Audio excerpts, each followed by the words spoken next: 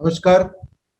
स्वागत है आपका इस फाइनेंशियल ईयर के हमारी पहली वेबिनार को हम धन की बात के नाम से करवा रहे हैं। हर महीने हमको आपको इकोनॉमी, मार्केट और के ऊपर हमारी जो रिसर्च है उसके जो रिजल्ट्स हैं हम आपके साथ शेयर करें। तो ये साल में ये पहला जो चीज़ है मैं बताऊँ आपको कि हमारी यूजुअल स्टाइल है कि हम पहले वर्ल्ड इकोनॉमी को देखेंगे, उसके बाद इंडियन इकोनॉमी, फिर स्टॉक मार्केट करता हूँ। तो वर्ल्ड इकोनॉमी के अंदर खास चीज क्या है कि पहले भी ऐसी क्राइसिस आई थी ना, ग्लोबल फाइनेंशियल क्राइसिस। तब और आज में फर्क क्या है कि फर्क ये है कि एक सिंक्रोनस रिकवरी सामने थी। सिंक्रोनस माने क्या, यानी सभी साथ मिलकर इस कोविड महामारी को काउंटर कर रहे हैं। पहले ऐसे नहीं थी ग्लोबल फाइनेंशियल क्राइसिस, हर एक देश अपने हिसाब से अपने तरीके से कुछ कर रहा था।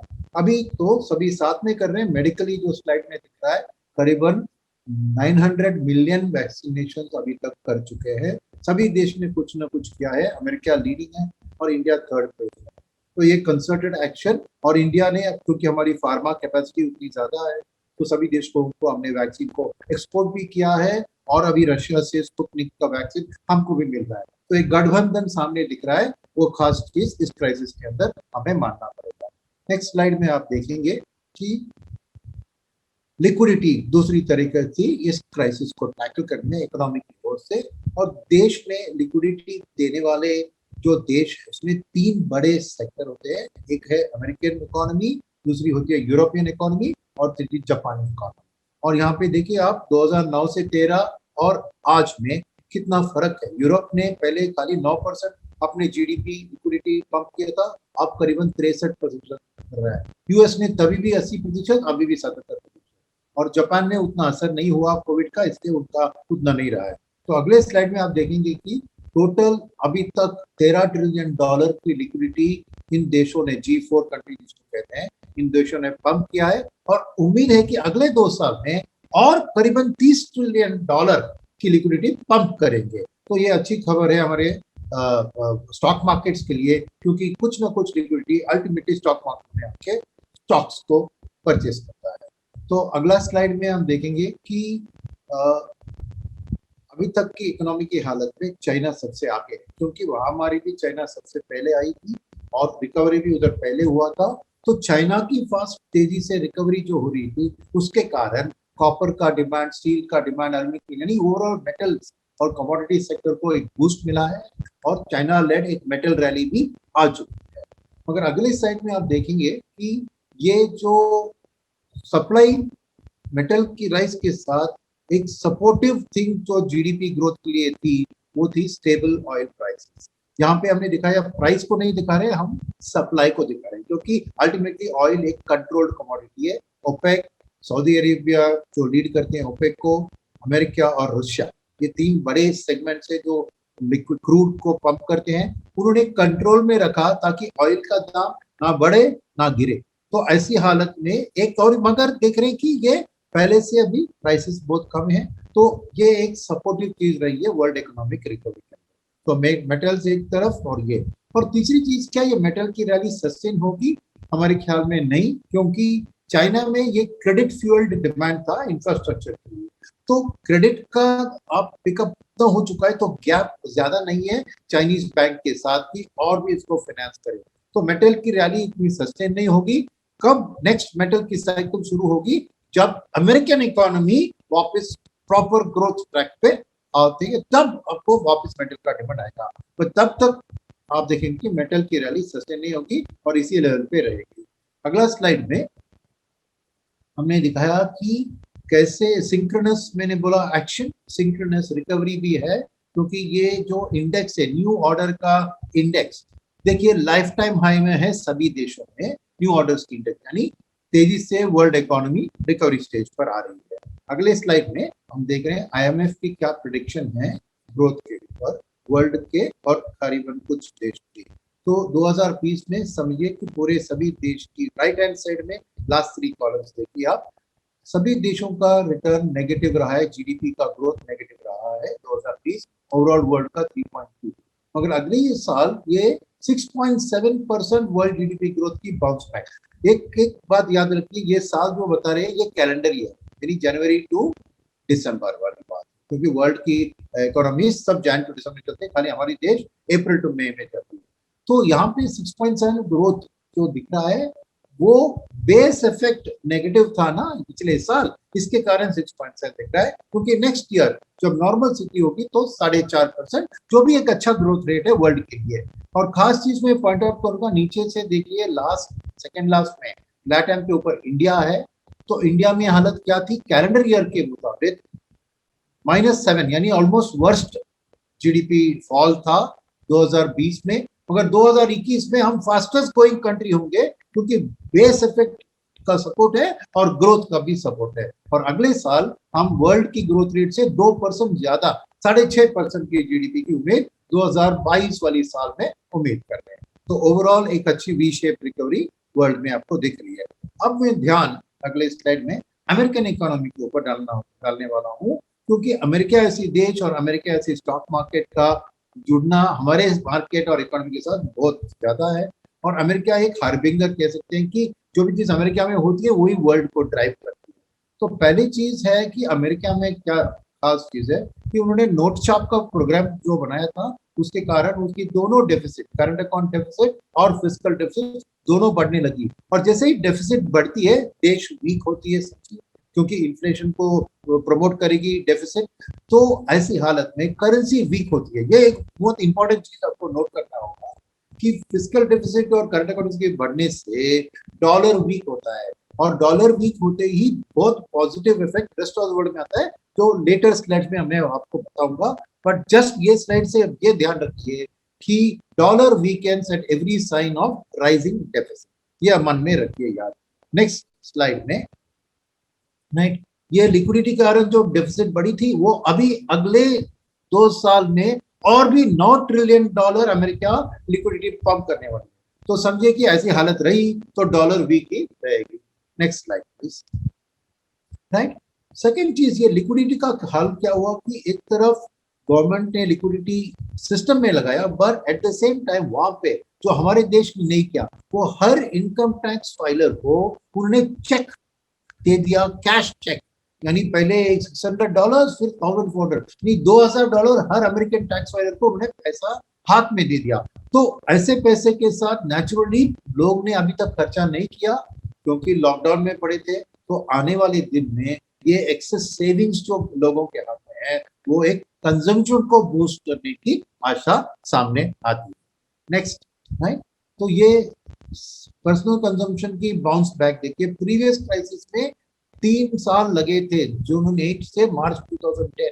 इस साल एक ही साल में कंजम्पशन का वी शेप रिकवरी देख सकते हैं। तो अमेरिकन इकोनॉमी में एक कंजम्पशन ओरिएंटेड रिकवरी सामने आ रही है। और नेक्स्ट स्लाइड में मैं बताता हूं कि गुड्स एंड सर्विसेज के बीच में आप देखिए तो गुड्स का डिमांड ज्यादा बढ़ रहा है, क्योंकि उसी में आपको एक ईएमआई बेस्ड परचेसिंग पावर आती है। तो सर्विसेज की भी वी शेप है और गुड्स का और भी ज्यादा जबरदस्त वी शेप रिकवरी दिख रहा है। Next slide please.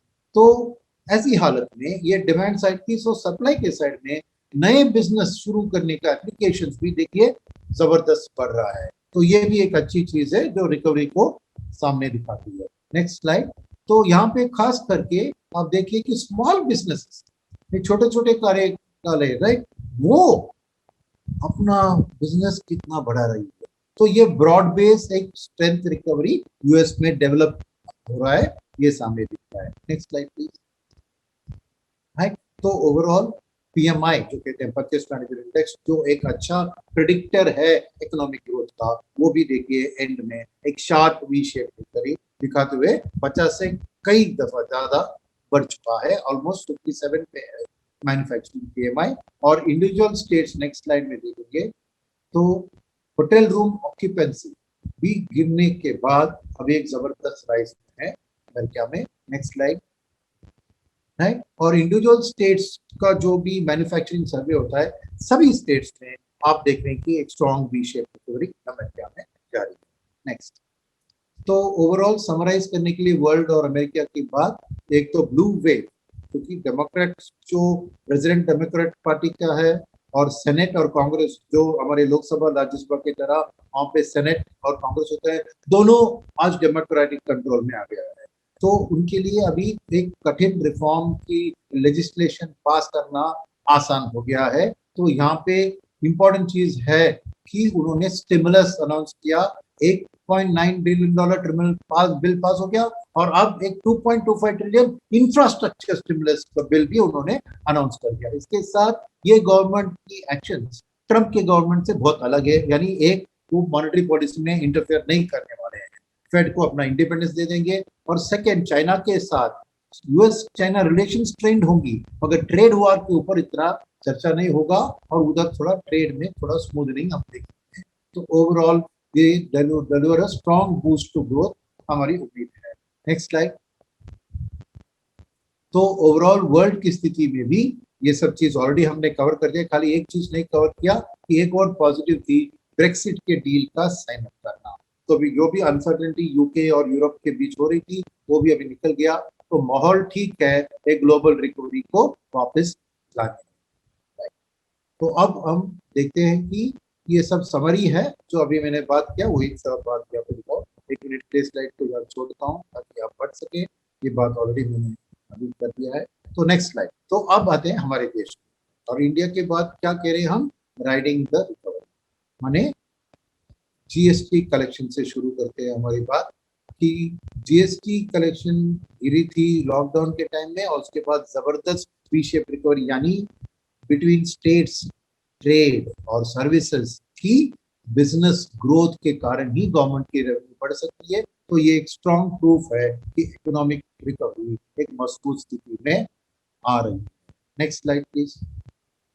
राइट, तो कुछ और इंडिकेटर ग्रोथ के बारे में देखें तो फ्रेट रेट्स, फ्रेट की रेट कब बढ़ते हैं, जब डिमांड बढ़ता है तो फ्रेट की रेट बढ़ती है। तो इंपॉर्टेंट सेगमेंट जैसे दिल्ली मुंबई, दिल्ली कोलकाता, दिल्ली चेन्नई, दिल्ली बैंगलोर में देखिए फ्लैट रहने के बाद आज जबरदस्त फ्रेट रेट्स की बढ़त दिखा रही है कि सामान एक स्टेट से दूसरे स्टेट, एक राज्य से दूसरे राज्य जा रहा है, तो इसलिए दाम भी बढ़ रहा है लॉरी और ट्रक के फ्रेट रेट्स। नेक्स्ट।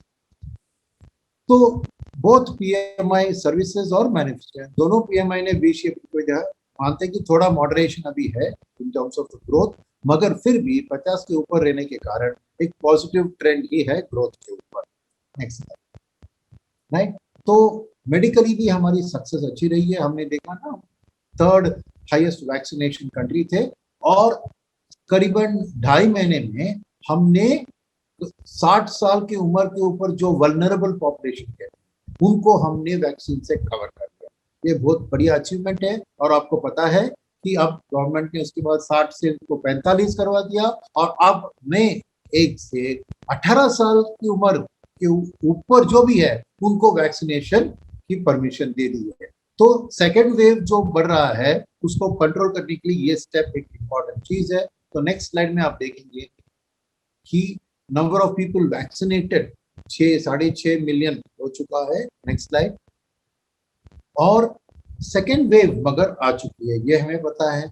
तो ये सेकेंड वेव का असर जीडीपी के ऊपर थोड़ा होने वाला है। क्यों मैं कह रहा हूँ कि आप देख लीजिए कि नॉमिनल जीडीपी का शेयर महाराष्ट्र का है 14%, उत्तर प्रदेश का 9%, तमिलनाडु का 8%। तो अगर टॉप 5 स्टेट्स को आप ले लें तो करीबन आधा इंडिया का जीडीपी इन 5 राज्यों से आता है, और ये 5 राज्यों में से महाराष्ट्र, उत्तर प्रदेश, कर्नाटक और गुजरात, ये 4 स्टेट्स के ऊपर बहुत बुरा असर आया है सेकेंड वेव।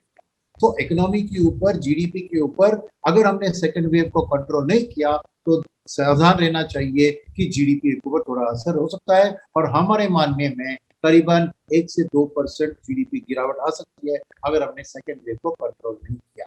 तो ये सेकेंड वेव का कंट्रोल करना बहुत इंपॉर्टेंट है। मगर अगर आप देखेंगे नेक्स्ट स्लाइड में कि स्टेट्स में इस बार हम इतना इम्पैक्ट इकोनॉमिक नहीं देख रहे हैं, क्योंकि ABCD 4 लाइन हमने लिखा है। देखो, पहले स्टेट्स आज बहुत रिलक्टेंट है लॉकडाउन करवाने के लिए, क्योंकि मेडिकल एक तरफ है, लॉकडाउन किया तो पूरा इकोनॉमी गिर जाता है ना, तो उसको सभी अभी सेंसिटिव है। पहली बार उन्होंने सोचा नहीं था और लॉकडाउन करवा दिया। इस बार सोच समझ से लॉकडाउन और कुछ गिने गिने दिन के लिए रात को ऐसा मैनेज कर रहे हैं ताकि इकोनॉमी के ऊपर उतना इफेक्ट न आए। सेकंड, हमारी मानना है कि जो इतने महीनों से लोगों ने खर्चा नहीं किया, तो ये पेंट अप डिमांड आके ये जो सेकेंड वेव का इफेक्ट है उसको थोड़ा मॉडरेट कर देगी। तीसरी चीज वैक्सीनेशन ड्राइव, हमने ऑलरेडी बात कर दिया। और चौथी चीज की इंडस्ट्री भी आज एक मच बेटर प्रिपेयर्ड स्टेट है पहले लॉकडाउन के कंपैरिजन में, पहले कोविड के कंपैरिजन में सेकेंड वेव को मैनेज करने में इंडस्ट्री भी थोड़ा बेटर सिचुएशन में है। इसलिए हम ओवरऑल सेकेंड वेव का इम्पैक्ट उतना ज्यादा नहीं एक्सपेक्ट कर रहे हैं। और इसके साथ अब गवर्नमेंट की एक्शन से आरबीआई के एक्शन के ऊपर ध्यान देते हैं। और आरबीआई ने भी जैसे फेड और ईसीबी ने किया, उन्होंने भी लिक्विडिटी भयंकर जारी किया। करीबन 8 लाख करोड़ की लिक्विडिटी आरबीआई ने सिस्टम के अंदर डाला। इसके साथ उन्होंने नेक्स्ट स्लाइड में आप देख सकते हैं कि इंटरेस्ट रेट को भी भयंकर कटवा दिया, 3% के नीचे रिपो। और इसके साथ क्या हुआ है कि सभी कॉर्पोरेट्स को बहुत सस्ता पैसा मिला है और भरपूर लिक्विडिटी होने के कारण एक मनी मार्केट की स्थिति भी बहुत सपोर्टिव है ग्रोथ को। तो जब भी ग्रोथ वापसी दिखाती है स्ट्रॉन्ग, तो पैसे की कोई कमी न होगी। ये है आरबीआई का कंट्रीब्यूशन। और इसके साथ आरबीआई ने और एक इम्पोर्टेंट चीज किया है, नेक्स्ट स्लाइड में दो आप देख सकते हैं कि मॉरेटोरियम 2 बार किया था और थर्ड मॉरेटोरियम के बदले में उन्होंने एक कामत कमेटी के अंदर रेजोल्यूशन फ्रेमवर्क लगा दिया। ये बहुत बढ़िया चीज था, क्योंकि ये डर था बैंकिंग सेक्टर के ऊपर और कॉर्पोरेट सेक्टर के ऊपर कि मॉरेटोरियम के खत्म होने से क्या होगा, एक छठ में कैसे ये लोग वापस पैसा दे पाएंगे जो उन्होंने 5 महीने का मॉरेटोरियम में नहीं दिया था।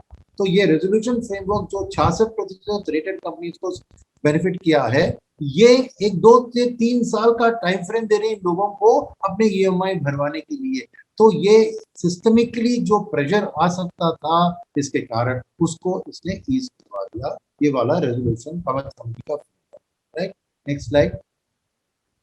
तो बैंकिंग सिस्टम ने भी बहुत सावधानी से और चालाकी से इसको हैंडल किया। उन्हें तुरंत क्या कि जो भी लिक्विडिटी के कारण और इंटरेस्ट रेट ड्रॉप करने के कारण उनकी प्रॉफिट बढ़ी थी, उसमें से उन्होंने प्रोविजन बढ़ा दिया बैड लोन को कवर करने के लिए, ताकि फ्यूचर में बैड लोन आए तो ये प्रोविजन से उसको कवर कर देंगे और उस क्वार्टर की ईपीएस में कोई असर नहीं आएगा। ये बहुत स्मार्ट डिसीजन है और सभी बैंक ने देखिए 60% से ऑलमोस्ट 77-80% तक उन्होंने अपना प्रोविजन को बढ़ा दिया। ये बहुत अच्छी चीज है। सेकंड, नेक्स्ट स्लाइड में अब इसमें कोविड के अंदर खाली कोविड के लिए उन्होंने करीबन 1 से 1.5%, बंधन बैंक ने थोड़ा ज्यादा किया क्योंकि वो माइक्रो फाइनेंस सेक्टर में है, तो कोविड का जो भी एनपी आ सकता है उसके लिए भी उन्होंने एक क्वेश्चन बिल्ड कर दिया है।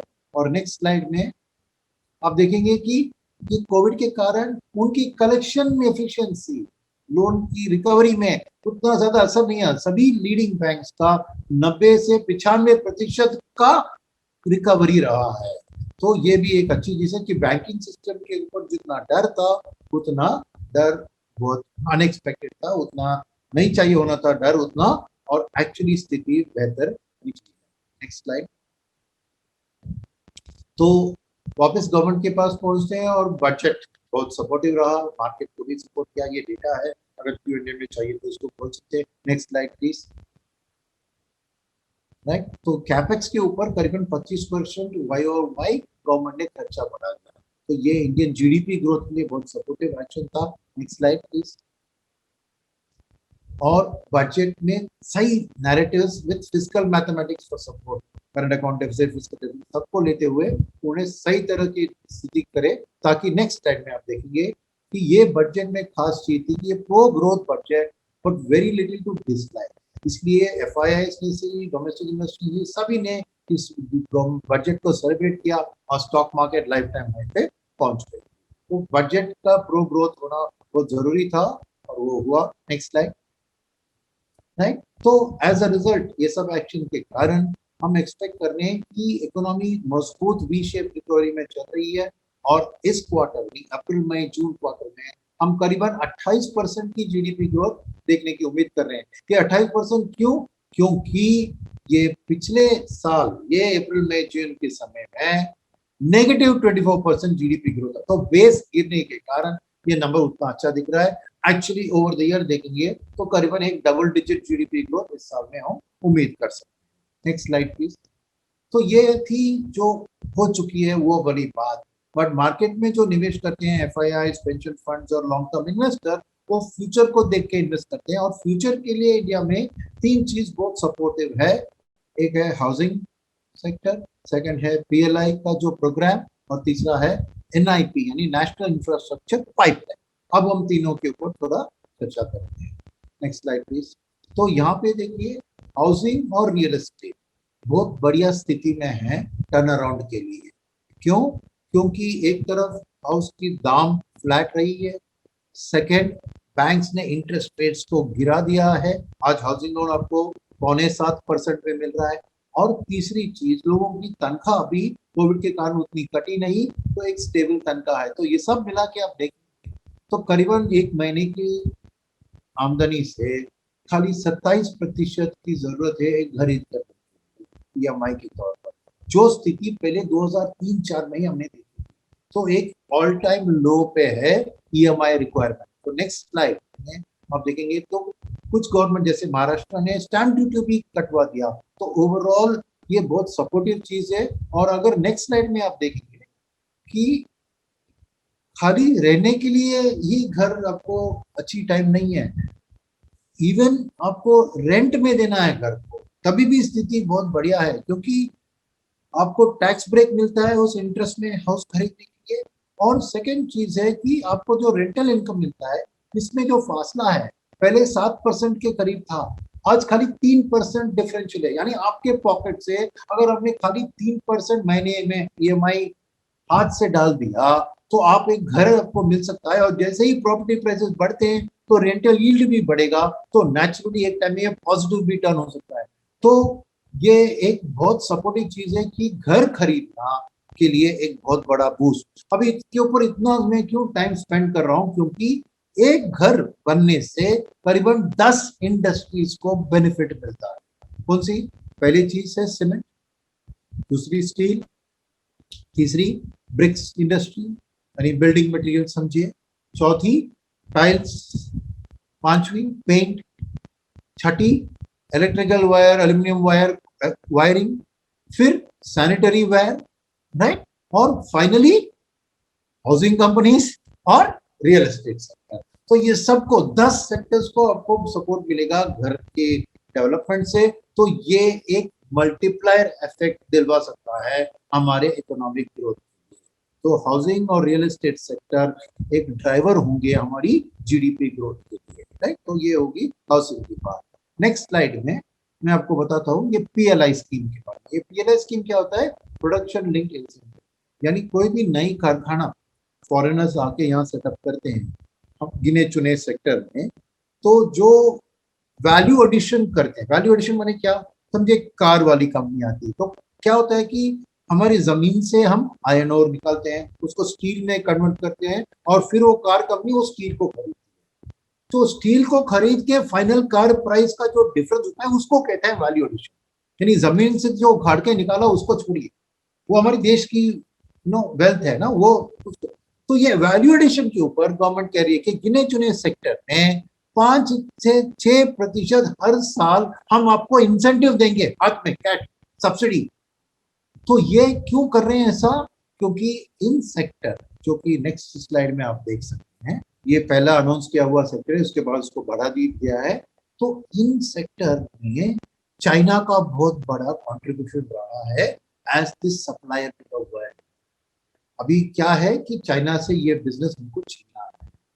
चाइना में कुछ प्रॉब्लम्स हो रहे हैं जिसके लिए ये हालत अभी अच्छी है करने के लिए।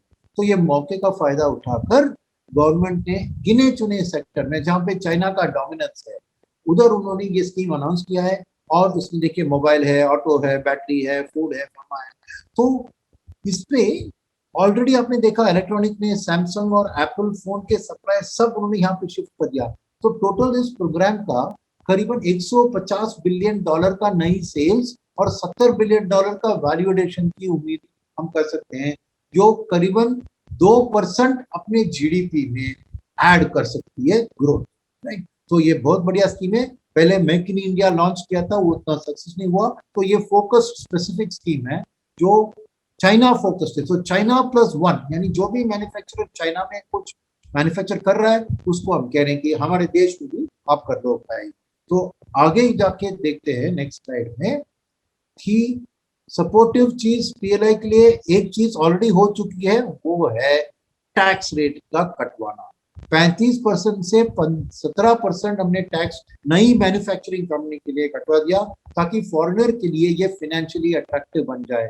आज ये 17% टैक्स रेट वर्ल्ड में सभी देशों के माफिक सिंगापुर के साथ हम best tax rate in the world है।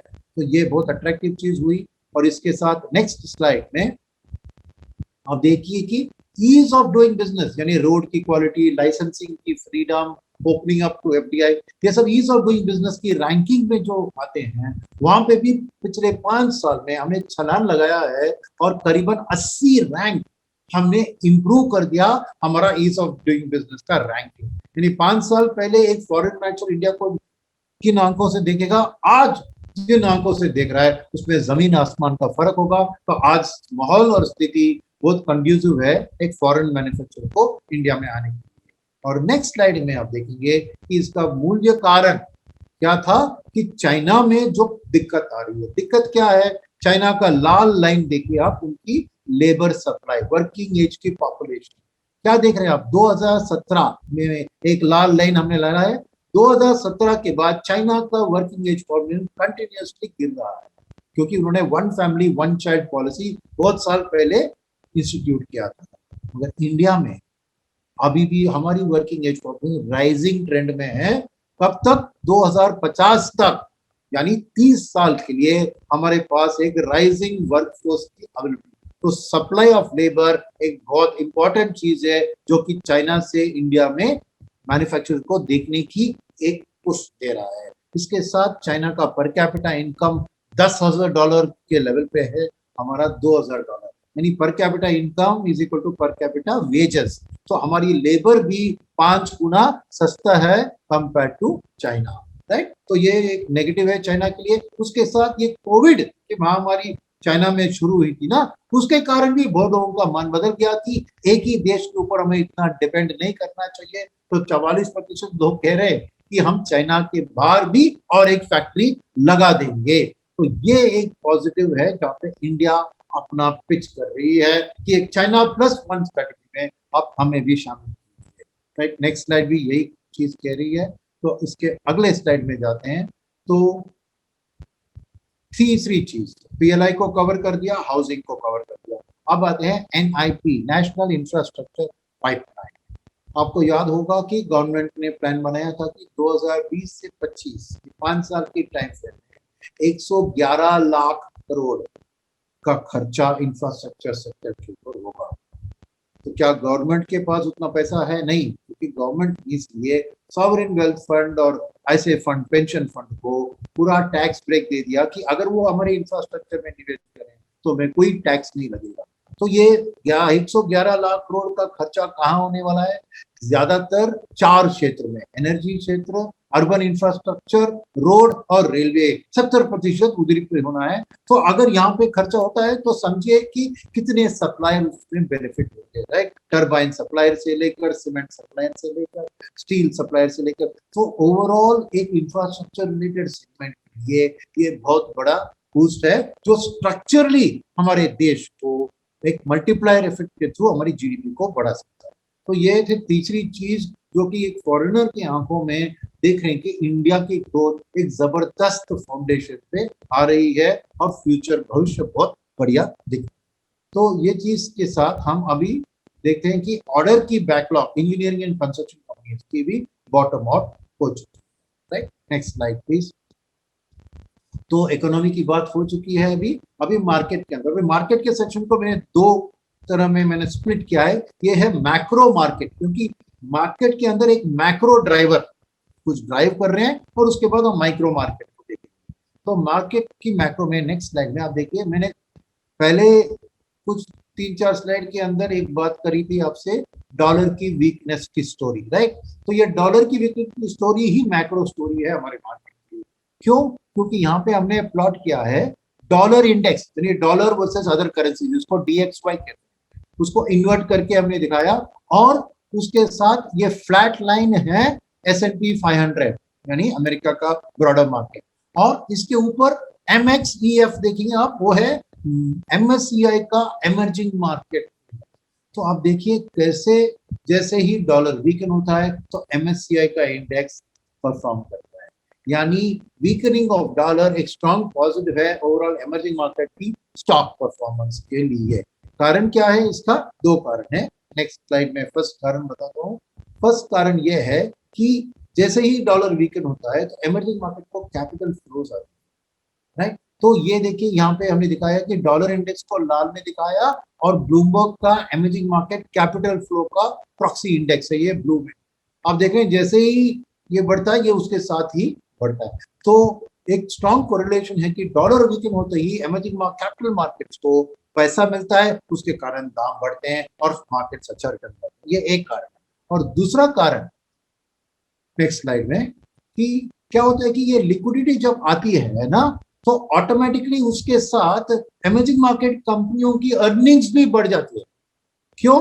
क्योंकि जब लिक्विडिटी आती है तो इंटरेस्ट रेट गिरते हैं, मतलब इंटरेस्ट रेट गिरते हैं तो लोगों की इंटरेस्ट कॉस्ट गिरती है, इसके कारण EPS बढ़ता है। उसके साथ एक्चुअल इंटरेस्ट कॉस्ट गिरने का और एक कारण है, वो नेक्स्ट स्लाइड ये कि जब स्टॉक मार्केट बढ़ती है और उनकी प्रॉफिटेबिलिटी भी अच्छी दिख रही है, तो लोग क्या करते हैं, कंपनीज अपना इक्विटी को बढ़ा के फॉलो ऑन पब्लिक ऑफर करके डेट को पे डाउन करते हैं। तो पहला देखिए NSE 500 का नेटवर्थ देखिए कैसे बढ़ गया है, राइट, फर्स्ट ग्राफ में। क्यों? क्योंकि बीच वाले ग्राफ में देखिए उनकी डेट गिर गई है, और तीसरे ग्राफ में उनकी इसके कारण उनकी डेट इक्विटी रेशियो भी इंप्रूव हो चुकी है। तो ये चीज क्या करती है, ये एक तरफ आपको उनको इंटरेस्ट कॉस्ट से बचाती है, और सेकंड चीज उनकी रिस्क भी गिरती है ताकि उनकी वैल्यूएशन भी बढ़ जाए। तो ये वीकनेस ऑफ द डॉलर एक की रीजन है इमर्जिंग मार्केट जैसे इंडिया की स्टॉक मार्केट के बढ़त के पीछे। Next slide, right. तो यही है चीज जो हम दिखा रहे हैं कि कैसे फिर मार्केट बढ़ता है। क्योंकि एक तरफ मार्केट कैसे बढ़ती है कि जो कंपनी अर्निंग्स रिपोर्ट करती है हर क्वार्टर में, सभी एनालिस्ट उसका एक प्रेडिक्शन करते हैं, एक ओपिनियन पोल होता है कि इन्फोसिस इस क्वार्टर में इतना अर्निंग्स दिखाएगी।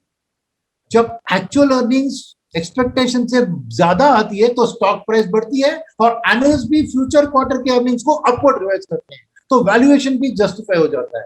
तो क्या हुआ है कि जैसे ही डॉलर वीकनिंग के साथ ये लिक्विडिटी और ये आई है, अर्निंग्स की रिविजन भी कंटिन्यूसली हो रही है। तो मार्केट के बढ़त के पीछे ये एक मुख्य कारण है कि एनालिस्ट के एक्सपेक्टेशन से ज्यादा एक्चुअल अर्निंग्स आ रही है देश के अंदर। तो ये पॉजिटिव सरप्राइज एलिमेंट ही एक वैल्यूएशन और शेयर प्राइस को ऊपर बढ़ा रहे हैं। तो ये है overall summary of the market तो मैक्रो की ओर से। और अब बात है माइक्रो मार्केट के ऊपर। तो माइक्रो मार्केट में फर्स्ट स्लाइड है यहाँ पे निफ्टी यूपीएस। तो ये एनालिस्ट रिविजन ये सब बात करी मैंने। देखिए निफ्टी की अर्निंग्स 536 से 700, 700 से 800 बार। अब ये सेकंड वेव का असर वो 700 के ऊपर कितना होगा ये देखना पड़ेगा, मगर लॉन्ग टर्म स्टोरी अगले साल के लिए एक स्ट्रॉन्ग रिकवरी इन निफ्टी की है।